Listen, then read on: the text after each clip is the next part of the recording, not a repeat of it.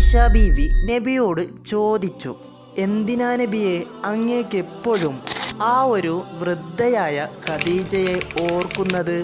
അങ്ങേക്ക് അള്ളാഹു സുന്ദരിയും കന്യകയും ചെറുപ്പവുമായ എന്നെ പകരം തന്നില്ലേ? അത് കേട്ടതും നബിയുടെ മുഖം വിവർണമായി, അവിടുത്തെ കണ്ണുകൾ നിറഞ്ഞു. അവിടുന്ന് നബി തങ്ങൾ പറഞ്ഞു, ഖദീജയേക്കാൾ നല്ലത് അള്ളാഹു എനിക്ക് തന്നിട്ടില്ല. ജനം എന്നെ കള്ളനാക്കിയപ്പോൾ അവൾ എന്നിൽ വിശ്വസിച്ചു.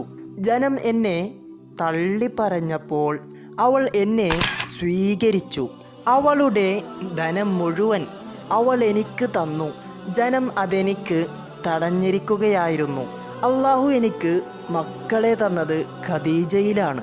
ഖദീജയോടുള്ള സ്നേഹം അള്ളാഹു എൻ്റെ ഹൃദയത്തിൽ കൂടിയിരുത്തിയിരിക്കുന്നു.